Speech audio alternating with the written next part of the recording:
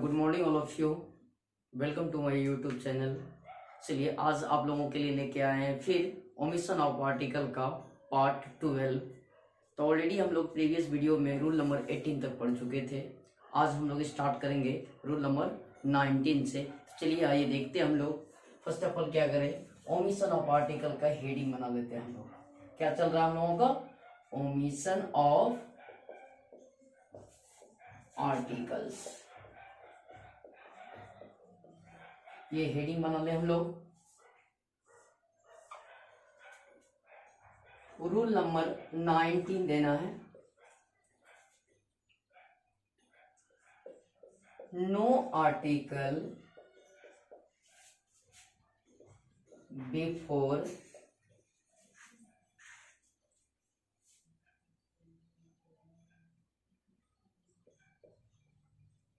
possessive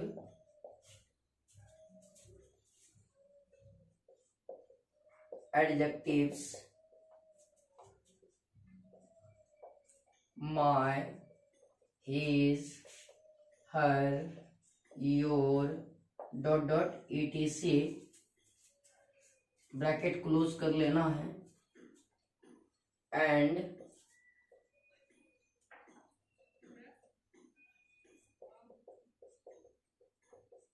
distributive adjectives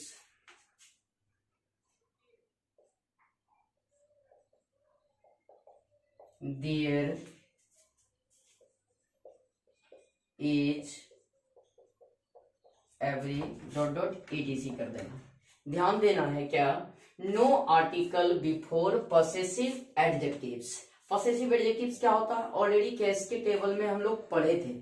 कैस की class में हम लोग एक टेबल बनाए थे क्या कि पर्सनल प्रोनाउन जिस तरह से हम लोग पर्सनल प्रोनाउन में भी पढ़े थे क्या, नॉमिनेटिव केस। थोड़ा सा हम आपको बतला दे एक बार, ये कॉलम बना देते हैं। ऑलरेडी हम लोग पढ़ चुके हैं और आपको याद दिला देते हैं। ये हो गया आपका क्या है? एनसी।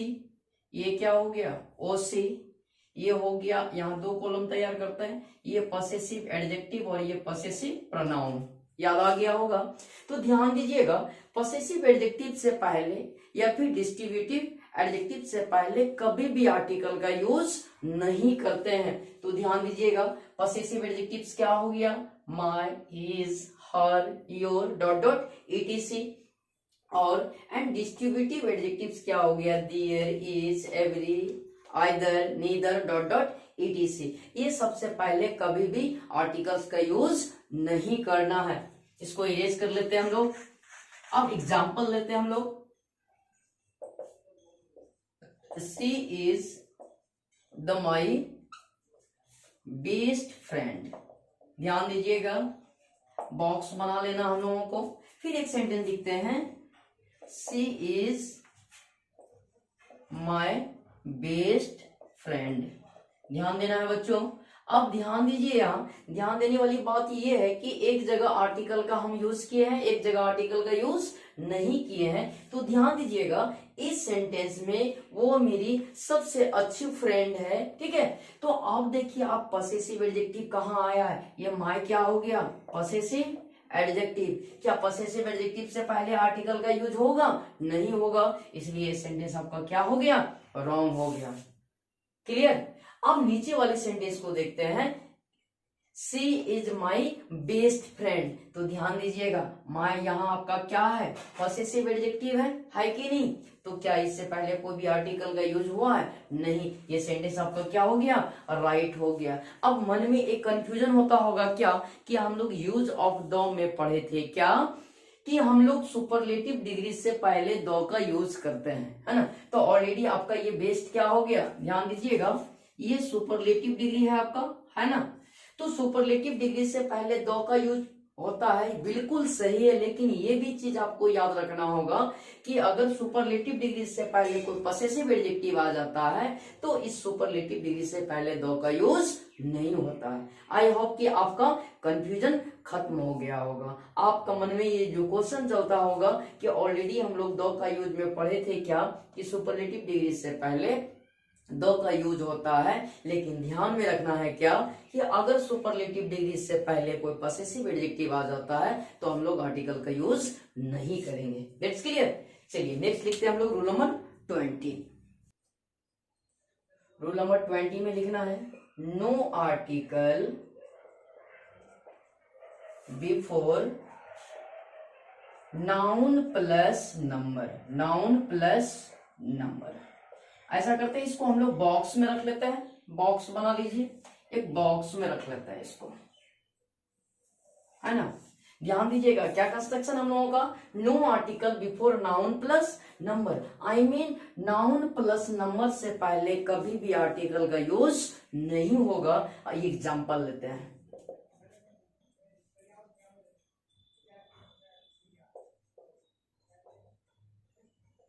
Our train arrives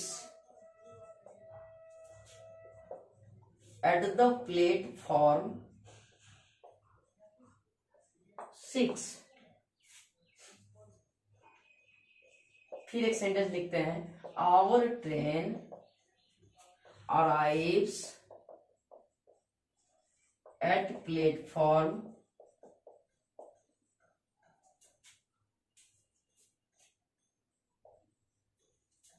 6। यहां भी बॉक्स बना लेते हैं हम लोग। तो ध्यान दीजिएगा, our train arrives at the platform 6।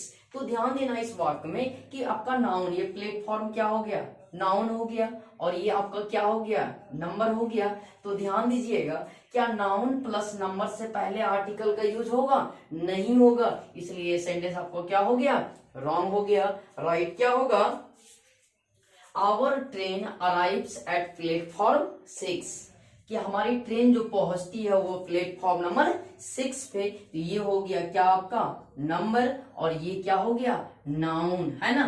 तो क्या इस नाउन से पहले कोई आर्टिकल का यूज हुआ है, नहीं हुआ है, इसलिए ये सेंटेंस आपका क्या हो गया, राइट हो गया। That's clear. चलिए चलते हैं हम लोग रूल नंबर 21 में।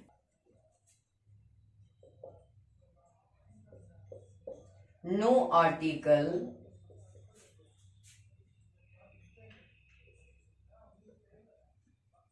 after transitive verb, transitive verbs if object is used after transitive verbs। ध्यान दीजिएगा क्या लिखे हैं, no article after transitive verbs if object is used after transitive verbs. कभी भी ट्रांजिटिव वर्ब्स के बाद आर्टिकल का यूज नहीं करेंगे। कब, जब ट्रांजिटिव वर्ब्स के बाद कोई ऑब्जेक्ट दे रखा हो। तो सबसे पहली बात क्या जरूरत है, हमें ट्रांजिटिव वर्ब्स के बारे में जानना। चलिए थोड़ा सा हम डिस्कस कर दे ट्रांजिटिव वर्ब्स के बारे में, कि ट्रांजिटिव और इंट्रांजिटिव का आप नाम सुने होंगे, क्योंकि ये मेन वर्ब्स का 2 टाइप्स होता है। अब जब वर्ब्स की क्लास लेंगे तो ऑलरेडी हम लोग इनका वाइड फॉर्म में पढ़ेंगे, है ना, डिस्क्रिप्टिव फॉर्म में पढ़ेंगे, इनको बृहद रूप से पढ़ेंगे। तो आपको हम बतला दे कि वर्ब, जो मेन वर्ब होता है वो 2 टाइप्स का होता है, ट्रांजिटिव और इंट्रांजिटिव, यानी सकर्मक और अकर्मक क्रिया, है ना, जानते होंगे आप।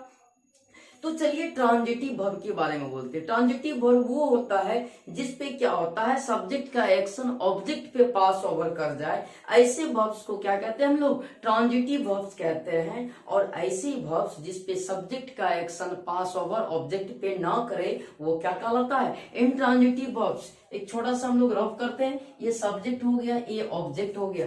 अगर सब्जेक्ट का एक्शन पास ओवर कर जाए ऑब्जेक्ट पे तो निश्चित रूप में ये क्या कहलाएगा, ऐसे वर्ब्स को आप कहिएगा ट्रांजिटिव वर्ब्स। क्या कहिएगा, ट्रांजिटिव वर्ब्स। जैसे कि एग्जांपल लेते हैं, राम रैंग द बेल। ध्यान दीजिएगा कि ट्रांजिटिव वर्ब्स को कैसे आइडेंटिफाई करें। पहला चीज क्या बोल रहे हैं हम, कि जब सब्जेक्ट का एक्शन पास ओवर कर जाए किस पे, ऑब्जेक्ट पे, तो निश्चित रूप में ऐसा वर्ब्स क्या कहलाता है, ट्रांजिटिव वर्ब्स कहलाता है। That's clear. दूसरा पॉइंट, ट्रांजिटिव वर्ब्स को होने के लिए ट्रांजिटिव वर्ब में ऑब्जेक्ट का होना जरूरी है। अगर ऑब्जेक्ट नहीं है तो वो ट्रांजिटिव वर्ब नहीं है, अर्थात ट्रांजिटिव वर्ब का अपना क्या होता है, ऑब्जेक्ट होता है। अब आइए एक एग्जांपल के जरिए हम लोग समझते हैं एक्चुअली ये टॉपिक्स क्या है, वर्ब का है ना। लेकिन यहाँ ट्रांजिटिव वर्ब्स का चर्चा कर रहे हैं हम लोग, क्योंकि ट्रांजिटिव वर्ब आया। तो सबसे पहली बात तो हमें जरूरत क्या होगा, ट्रांजिटिव वर्ब को समझना, अच्छा से समझना आपको। Ram rang the bell, Ram घंटी बजाया। तो ध्यान दीजिएगा इस वाक्य में राम क्या हो गया, सब्जेक्ट, और बेल क्या हो गया, ऑब्जेक्ट, और बजाना क्या हो गया, वर्ब है कि नहीं। अभी जस्ट हम आपको क्या बतलाए कि जब सब्जेक्ट का एक्शन पास ओवर कर जाए किस पे, ऑब्जेक्ट पे, तो ऐसा वर्ब क्या कहलाता है, ट्रांजिटिव। अगर नहीं करे तो वो क्या कहलाता है, इंट्रांजिटिव वर्ब कहलाता है कि नहीं। तो अब देखिए कि जब राम घंटी बजाया तो राम का क्या एनर्जी घंटी पे गया, तब तो घंटी बजने लगा कि नहीं। राम यहाँ है, घंटी वहां है और बजने लगा, नहीं। निश्चित रूप से राम का एक्शन पास ओवर हुआ है किस पे, ऑब्जेक्ट पे, आई मीन घंटी पे। तो निश्चित रूप से ये वर्ब क्या कहलाएगा, ट्रांजिटिव वर्ब कहलाएगा। कोई दिक्कत, चलिए अब हम लोग समझते हैं इसी जगह इंट्रांजिटिव वर्ब का, है ना। जब सब्जेक्ट का एक्शन ऑब्जेक्ट पे पास ओवर ना करे तो उसे कहते हैं क्या, इंट्रांजिटिव वर्ब। वो क्या कहलाएगा, इंट्रांजिटिव वर्ब। और इंट्रांजिटिव वर्ब का अपना कोई ऑब्जेक्ट नहीं होता है, ध्यान दीजिएगा। आइए एक एग्जांपल लेते हैं हम लोग। सीता लाफ, ध्यान दीजिएगा, सीता हंसे, सीता हंसी। तो ध्यान दीजिएगा क्या सीता का कोई एक्शन कहीं पास ओवर कर रहा है, नहीं कर रहा है। सीता हंसी तो ऑलरेडी उनकी एक्शन उन्हीं के पास है, अर्थात सब्जेक्ट के पास ही है। तो जब सब्जेक्ट का एक्शन पास ओवर कहीं नहीं करे तो ऐसे वर्ब्स को क्या कहते हैं, इंट्रांजिटिव वर्ब्स कहते हैं। हम लोग क्या कहते हैं, इंट्रांजिटिव वर्ब्स कहते हैं। और इंट्रांजिटिव वर्ब को अपना ऑब्जेक्ट नहीं होता है। नेक्स्ट जब हम लोग वर्ब स्टार्ट करेंगे तो इसके बारे में और बहुत सारी चीजें पढ़ेंगे हम लोग। अभी तो डायरेक्टली हम आपको बोल दिए कि ये वर्ब ट्रांजिटिव है, ये इंट्रांजिटिव है, बट आप किसी भी वर्ब्स को डायरेक्टली आप ट्रांजिटिव या इंट्रांजिटिव नहीं कर सकते हैं। वो डिपेंड करेगा उनका यूज पे कि वो वर्ब का वहां कैसा यूज होगा। क्योंकि कोई भी वर्ब फिक्स नहीं होता है कि ये ट्रांजिटिव है, ये इंट्रांजिटिव है। वर्ब के यूजेज उससे बनाता है क्या, कि वो ट्रांजिटिवली यूज हुआ है या फिर इंट्रांजिटिवली यूज हुआ है। सो गाइस बस केवल हमें यहाँ ये समझना है क्या, कि ट्रांजिटिव वर्ब्स क्या होता है और इंट्रांजिटिव वर्ब क्या होता है। तो रूल्स अब आ जाते हैं हम लोग पॉइंट पे।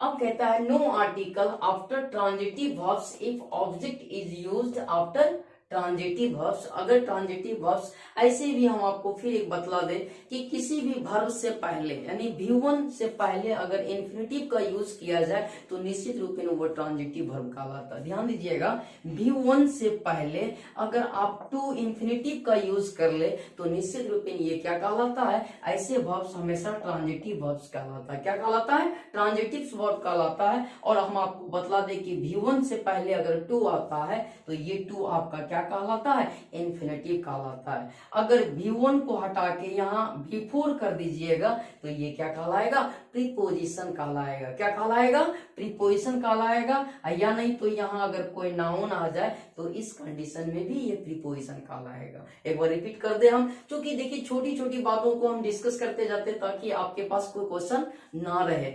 ध्यान दीजिएगा, अगर इस तरह का V1 + 2 रहे तो ये क्या कहलाएगा, इन्फिनेटिव। अगर V4 से पहले रहे तो ये क्या कहलाएगा, प्रीपोजिशन। या नाउन से पहले रहे तो ये क्या कहलाता, प्रीपोजिशन। बात समझ गए। तो अब आइए एग्जांपल लेते हैं हम लोग।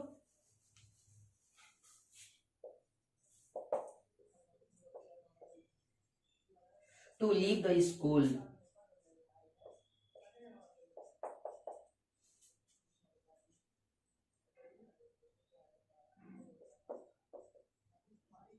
To leave house.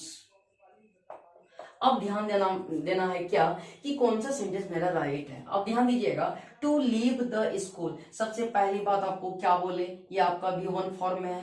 V1 form में है कि नहीं। V1 से पहले टू लगा दीजिएगा तो ये क्या बन गया, ट्रांजिटिव वर्ब बन गया, है कि नहीं।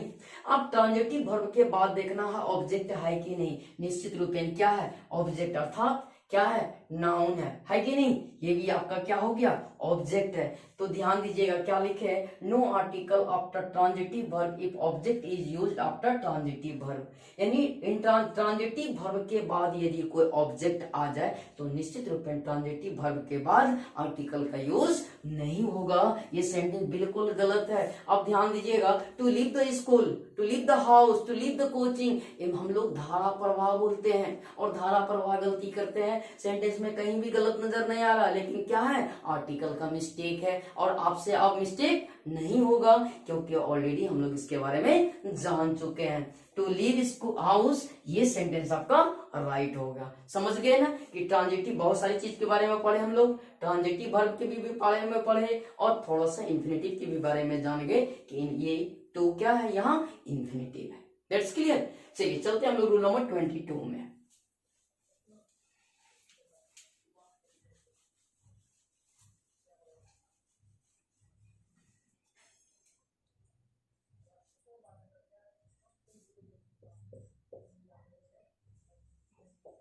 No article after preposition if object is present after preposition। ध्यान देना, जस्ट लाइक सेम अभी जो हम लोग 21 पढ़े वही आपका है, बस फर्क यहाँ ये है कि वहां क्या था, ट्रांजिटिव वर्ब था और यहाँ क्या है, प्रीपोजिशन है। No article after preposition if object is present after preposition. अगर प्रीपोजिशन के बाद कोई ऑब्जेक्ट आ जाए तो ध्यान देना है कि उस ऑब्जेक्ट से पहले या प्रीपोजिशन के बाद कभी भी आर्टिकल का यूज नहीं होता है। आइए एग्जाम्पल, आज आपको एहसास हो जाएगा कि किस तरह से हम लोग कॉमनली मिस्टेक करते हैं डेली लाइफ में। आइए, by the bus, in the jail, in hand. अब सभी जगह बॉक्स बना के रख ले हम लोग। अब आइए, किसी भी एंगल से आपको पढ़ने में ये क्या एरर लग रहा है, बाय द बस, सुनिए बिल्कुल राइट है। ये किससे आ रहा है, तो क्या बोलते हैं, बाय द बस, बस के द्वारा आ रहा हूँ, ट्रेन के द्वारा आ रहा हूँ, है कि नहीं। लेकिन सेंटेंस क्या हो जाएगा, रॉन्ग हो जाएगा। क्यों, क्योंकि ये बाय आपका क्या हो गया, प्रीपोजिशन। और प्रीपोजिशन के टॉपिक्स में हम लोग चर्चा करेंगे। आप लोग तो जानते हैं कि प्रीपोजिशन क्या है, आई मीन ग्रामर का बैकबोन है और काफी डीप हम पढ़ाएंगे आप लोगों को, पेशेंस रखना है। आइए वहां हम लोग पढ़ेंगे पूरा इनका बृहद रूप में प्रीपोजिशन का। यहाँ आप केवल ये जान ले कि ये आपका प्रीपोजिशन है, बाय प्रीपोजिशन है, इन प्रीपोजिशन है, यहाँ भी इन प्रीपोजिशन है। तो जब प्रीपोजिशन के बाद कोई ऑब्जेक्ट आ जाए, ये जेल भी यहाँ क्या हो गया, ऑब्जेक्ट हो गया, और हैंड भी यहाँ क्या हो गया, ऑब्जेक्ट हो गया। बाबू जब प्रीपोजिशन के बाद कोई ऑब्जेक्ट आ जाए तो क्या उस ऑब्जेक्ट से पहले या प्रीपोजिशन के बाद आर्टिकल का यूज होगा, नहीं होगा। क्या लिखे हैं, no article after preposition if object is present after preposition. अगर प्रीपोजिशन के बाद क्या हो, ऑब्जेक्ट हो, तो कभी भी आर्टिकल का यूज नहीं करना है। ये सेंटेंस एब्सोल्युटली क्या है, रॉन्ग है। इन द जेल, ये भी सेंटेंस आपका रॉन्ग है। राइट कौन सा होगा, ये सेंटेंस आपका क्या होगा, राइट होगा, है ना। चलिए अब हम लोग आगे बढ़ते हैं, rule number 23। No article before television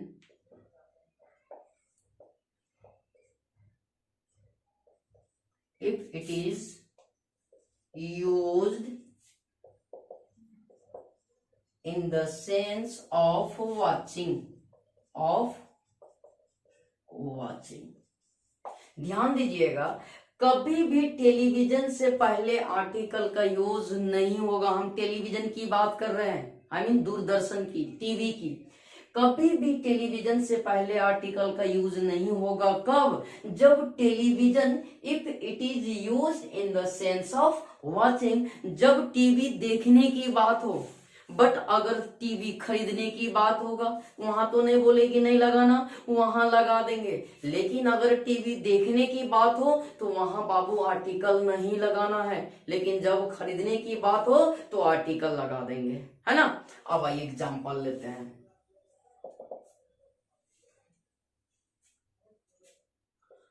I was the television. I was the news on the television. On the television. दूसरा एग्जांपल लेते हैं। I was the news on television.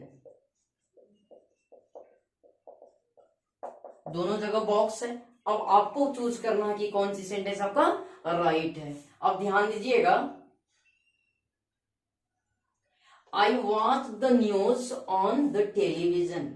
मैं देखा न्यूज कहां? टेलीविजन के ऊपर।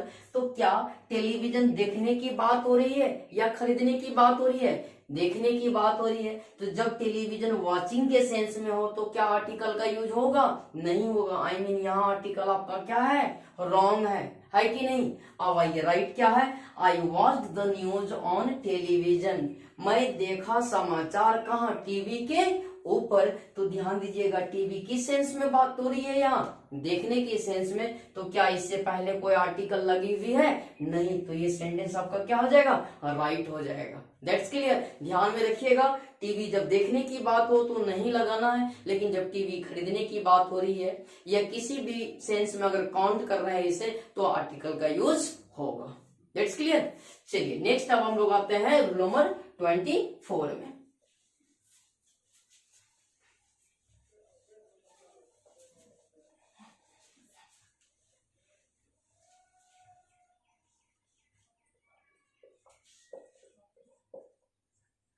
No article before subject name। ध्यान देना है क्या? No article before subject name. कभी भी आर्टिकल का यूज नहीं करना है विषय के नाम के पहले। विषय का नाम क्या हो गया? Maths, Hindi, English, physics, chemistry, economics, history, ये सब सभी क्या हो गया? विषय हो गया, है ना। विषय के नाम से पहले कभी भी आर्टिकल का यूज नहीं करना हम लोगों को।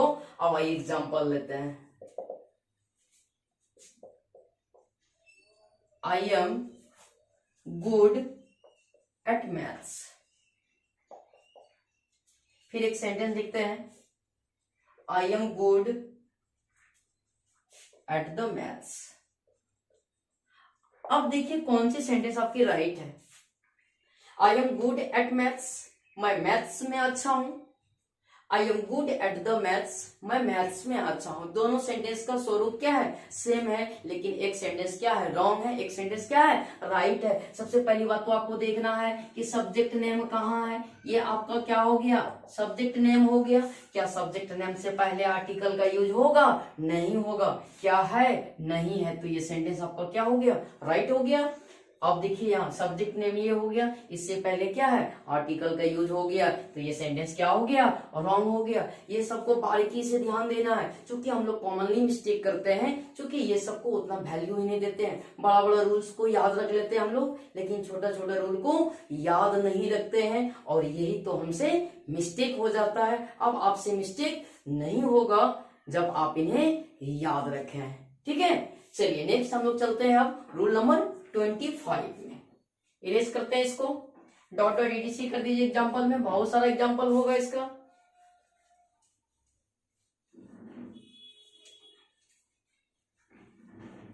बना आज 2 GB 3 GB का। अब रूल नंबर 25।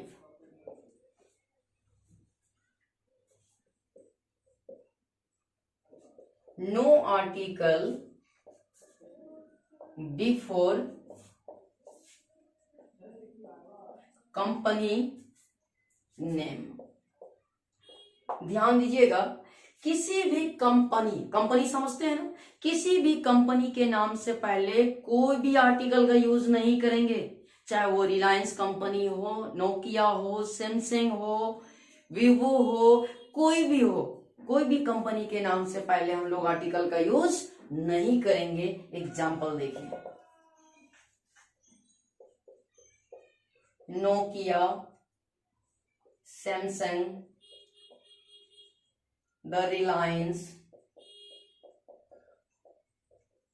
बॉक्स बना लेते हैं, डॉट डॉट ईटीसी कर दीजिए। अब ध्यान दीजिएगा, ये नोकिया क्या हो गई, कंपनी का नाम, ये सैमसंग क्या हो गया, कंपनी का नाम, ये रिलायंस क्या हो गया, कंपनी का नाम। क्या कंपनी के नाम से पहले कभी आर्टिकल का यूज कीजिएगा? कभी नहीं करना है। आर्टिकल का यूज कभी भी, कान खोल के सुन लो, कभी भी कंपनी के नाम से पहले आर्टिकल का यूज नहीं करना है। ये सेंटेंस क्या हो गया, राइट हो जाएगा, ये भी राइट हो जाएगा, ये क्या हो जाएगा, रॉन्ग हो जाएगा। बात समझ में आ गई? अब हम लोग रूल नंबर 26 लिखते हैं। 26 बना लो।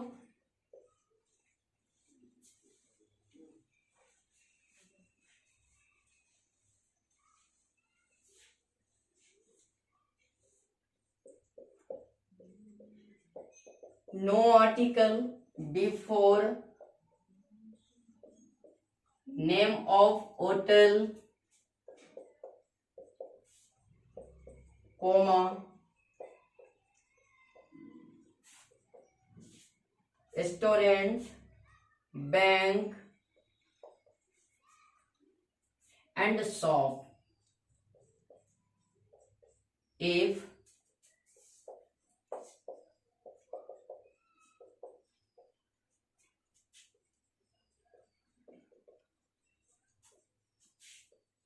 Honour name. ध्यान देना, जब क्या हो, no article before name of hotel, कोई भी होटल हो या कोई भी रेस्तरां हो या कोई भी बैंक हो या कोई भी दुकान हो, अक्सर लोग क्या होता है, कोई भी अगर स्टार्ट करता, मान लीजिए कोई भी गेस्ट हाउस खोला है, तो क्या होता है ना, वो अपना नाम पे या अपने बच्चे के नाम पे या किसी कोई ना कोई नाम जोड़ देता है।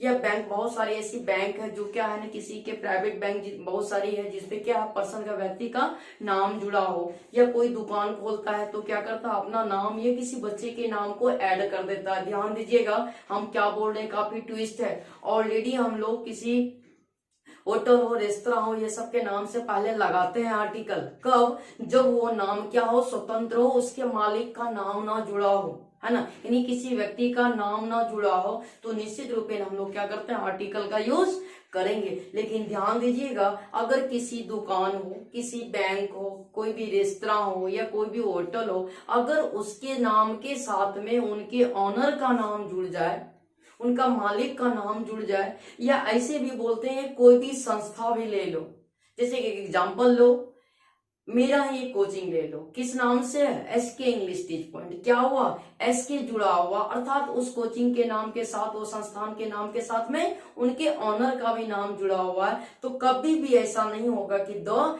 एसके इंग्लिश टीच पॉइंट, वो सेंटेंस क्या हो जाएगा, रॉन्ग हो जाएगा। बात समझ में आ गया होगा, एकदम आया होगा। तो अब आइए हम लोग एग्जाम्पल लेते हैं, है ना।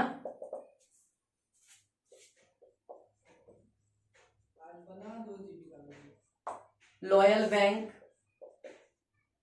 द जैक्स गेस्ट हाउस, ज्यादा एग्जाम्पल नहीं लेना है। अब आइए ध्यान दीजिएगा, लॉयल बैंक, ऑलरेडी ये व्यक्ति का नाम है, ठीक है, तो क्या इससे पहले आर्टिकल लगेगा? नहीं लगेगा। The Jack's guest house, Jack का गेस्ट हाउस, ये गेस्ट हाउस रेस्तरां तो है लेकिन नाम किनका जुड़ा हुआ, जैक का, है ना। तो ध्यान दीजिएगा, जब किसी ऑनर का नाम जुड़ जाए तो क्या इससे पहले आर्टिकल का यूज होगा? नहीं होगा। ये सेंटेंस क्या हो जाएगा, रॉन्ग, और ये सेंटेंस क्या होगा, राइट होगा। चलिए अब हम लोग आज ओमिशन का लास्ट रूल्स पढ़ते हैं, और बड़ी खुशी हो रही है कि आज हम लोग आर्टिकल्स को फिनिश कर रहे हैं। रूल नंबर अब 27 बनाना है आपको।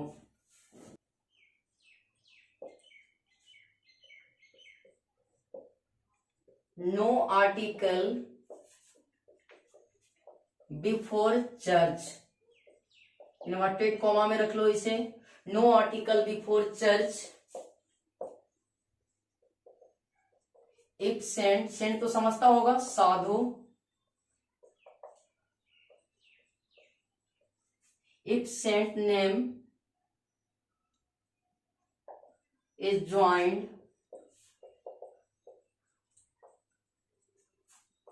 बिफोर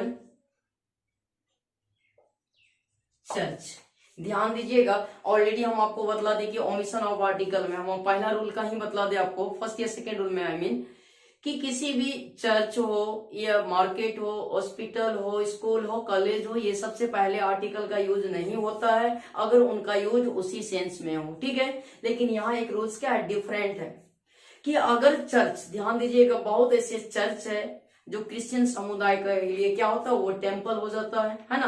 तो ध्यान दीजिएगा, बहुत ऐसी चर्च है जिसपे क्या होता है, फादर के नाम से उनका नाम जुड़ा होता है। तो ध्यान दीजिएगा, ऐसी चर्च जिनके नाम के साथ में क्या हो, फादर्स का नाम जुड़ा हो, अर्थात सेंट का नाम जुड़ा हो, तो उससे पहले कभी भी आर्टिकल का यूज नहीं करेंगे। जैसे एग्जांपल लेते हैं हम लोग,